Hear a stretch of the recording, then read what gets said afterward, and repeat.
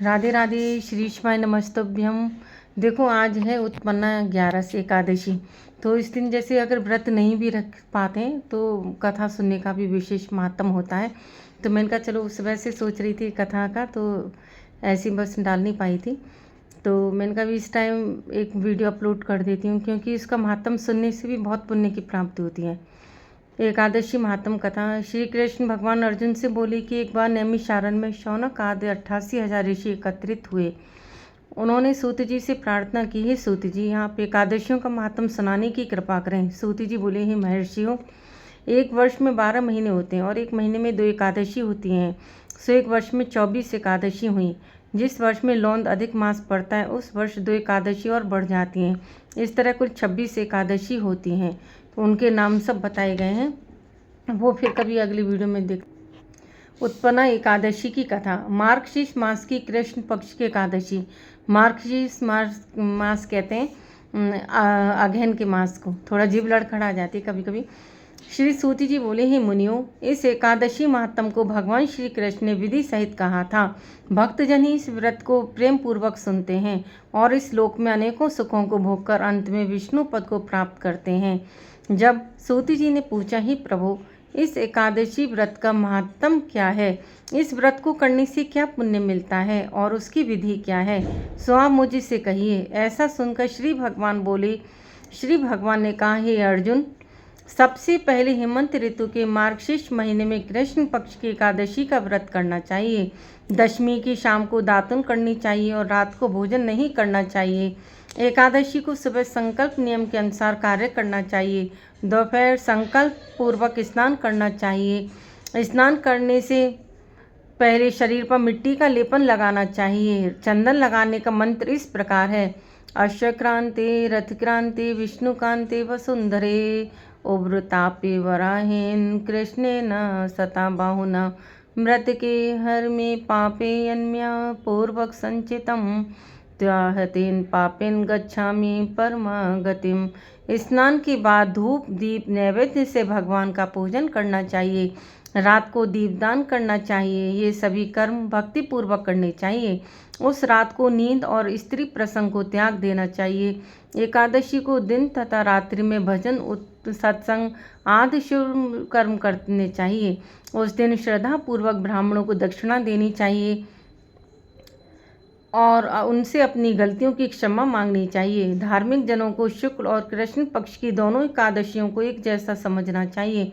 उनमें भेद मानना उचित नहीं है। ऊपर लिखी विधि के अनुसार जो मनुष्य एकादशी का व्रत करते हैं उनको शंखोद्धार तीर्थ एवं दर्शन करने से जो पुण्य मिलता है वह एक एकादशी व्रत के पुण्य के 16वें भाग के बराबर भी नहीं।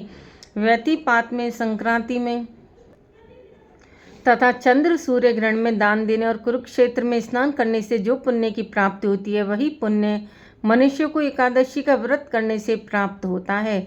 जो फल वेद पाठी ब्राह्मणों को 1000 गौदान करने से मिलता है उससे 10 गुना अधिक पुण्य एकादशी का व्रत करने से मिलता है। 10 श्रेष्ठ ब्राह्मणों को भोजन कराने से जो पुण्य मिलता है वह एकादशी के पुण्य के 10वें भाग के बराबर होता है। निर्जल व्रत का आधा फल एक बार भोजन करने के बराबर होता है। उपरोक्त कोई सा एक व्रत जरूर करना चाहिए। एकादशी का व्रत करने पर ही यज्ञ दान तप आदि मिलते हैं, अन्यथा नहीं। अतः एकादशी को अवश्य ही व्रत करना चाहिए। आपने इस एकादशी के पुण्य को अनेक तीर्थों से श्रेष्ठ तथा पवित्र क्यों बतलाया है, सो आप मुझे विस्तार पूर्वक कहिए। भगवान बोले, हे अर्जुन, सतयुग में एक महाभयंकर दैत्य हुआ करता था। उसका नाम मूढ़ था। उस दैत्य ने इंद्र आदि देवताओं पर विजय प्राप्त करके उन्हें उसके स्थान से गिरा दिया। तब देवेंद्र ने महादेव जी से प्रार्थना की कि हे शिव शंकर, हम सब देवता मूढ़ दैत्य के अत्याचारों से दुखित होकर मृत्युलोक में अपना जीवन व्यतीत कर रहे हैं। अन्य देवताओं की हालत का तो मैं वर्णन ही नहीं कर सकता, परंतु आप कृपा कर इस महान दुख से छूटने का उपाय बतलाइए। शंकर जी बोले, हे देवेंद्र, आप विष्णु भगवान के पास जाइए। इंद्र तथा अन्य देवता महादेव जी के वचनों को सुनकर क्षीर सागर गए, जहाँ पर भगवान विष्णु शेष शैया पर शयन कर रहे थे। भगवान को शयन करते देखकर देवताओं सहित इंद्र ने स्तुति की। हे देवताओं के देव, आप स्तुति करने योग्य हैं। आपको बारंबार प्रणाम है। हे दैत्यों के संहारक, हे मधुसूदन, आप हमारी रक्षा करें। हे जगन्नाथ, हम समस्त देव दैत्यों से भयभीत होकर हम आपकी शरण में आए हैं। इस समय दैत्यों ने हमें स्वर्ग से निकाल दिया है और हम सब देवता पृथ्वी पर विचरण कर रहे हैं। अब आप ही हमारी रक्षा कीजिए। देवताओं की इस करुणापूर्वक वाणी को सुनकर श्री विष्णु भगवान बोले, हे देवताओं, वह कौन सा दैत्य है जिसने देवताओं को जीत लिया है? भगवान की इस अमृत रूपी वचनों को सुनकर इंद्र बोले, हे भगवान, प्राचीन समय में नाड़ी जंग नाम का एक दैत्य था। उस दैत्य की ब्रह्म वंश से उत्पत्ति हुई थी। उसी दैत्य के पुत्र का नाम मुर है। उसकी राजधानी चंद्रावती है। उस चंद्रावती नगरी में वह मुर नामक दैत्य वास करता है, जिसने अपने बल से समस्त विश्व को जीत लिया है और सब देवताओं को देवलोक से निकालकर इंद्र, अग्नि, यम, वरुण, चंद्रमा, सूर्य आदि लोकपाल बनाए हैं। वह स्वयं सूर्य बनकर पृथ्वी को तपाता है और स्वयं मेघ बनकर जल की वर्षा करता है। अतः आप उस बलशाली भयानक दैत्य को मारकर देवताओं की रक्षा करें। इंद्र के ऐसे वचन सुनकर श्री विष्णु भगवान बोले, हे देवताओं, मैं तुम्हारे शत्रुओं का शीघ्र ही संहार करूंगा। अब आप उस चंद्रावती नगरी को जाइए। इस प्रकार भगवान विष्णु देवताओं के साथ चल दिए। उस समय दैत्यपति मुर अनेकों दैत्यों के साथ युद्ध भूमि में गरज रहा था। युद्ध प्रारंभ होने पर असंख्य दानव अनेकों अस्त्रों शस्त्रों को धारण कर देवताओं से युद्ध करने लगे, परंतु देवता दैत्यों के आगे एक क्षण भी न ठहर सके। तब भगवान विष्णु भी युद्ध भूमि में आ गए। जब दैत्यों ने भगवान विष्णु को युद्ध भूमि में देखा तो उन पर अस्त्रों शस्त्रों से प्रहार करने लगे। भगवान भी चक्र और गदा से उनके अस्त्र शस्त्रों को नष्ट करने लगे। इस युद्ध में अनेकों दानव सदैव के लिए सो गए, परंतु दैत्यों का राजा मुर भगवान के साथ निश्चल भाव से युद्ध करता रहा। भगवान विष्णु मुर को मारने के लिए जिन जिन शस्त्रों का प्रयोग करते वे सब उसके तेजी से नष्ट होकर उस पर पुष्पों के समान गिरने लगते और अनेक अस्त्रों शस्त्रों का प्रयोग करने पर भी भगवान उसको न जीत सके। तब वह आपस में मल्ल युद्ध करने लगे। भगवान उस दैत्य से देवताओं के लिए सहस्र वर्ष तक युद्ध करते रहे, परंतु उस दैत्य को न जीत सके। अंत में विष्णु शांत होकर विश्राम करने की इच्छा से भद्रकाश्रम चले गए। उस समय 38 कोस लंबी एक द्वार वाली हेमवती नाम की गुफा में शयन करने की इच्छा से भगवान ने उसमें प्रवेश किया। हे अर्जुन, अतः मैंने उस गुफा में शयन किया। वह दैत्य भी मेरे पीछे पीछे चला आया और मुझको शयन करता देखकर मारने को तैयार हो गया। वह दैत्य सोचने लगा कि आज अपने चिर शत्रु को मारकर सदैव के लिए निष्कंटक हो जाऊंगा। उसी समय मेरी देह से एक अत्यंत सुंदर कन्या दिव्य वस्त्र धारण करके उत्पन्न हुई और दैत्य के सामने आकर युद्ध करने लगी। तब वह दैत्य आश्चर्य के साथ सोचने लगा कि यह ऐसी बलवान कन्या कहाँ से उत्पन्न हुई। वह दैत्य उस कन्या से लगातार युद्ध करता रहा। कुछ समय बीतने पर उस कन्या ने क्रोध में आकर उस दैत्य के अस्त्र शस्त्रों के टुकड़े टुकड़े कर दिए। उस कन्या ने उसका रथ तोड़ डाला। तब वह दैत्य महान क्रोध करके उससे मल्ल युद्ध करने लगा।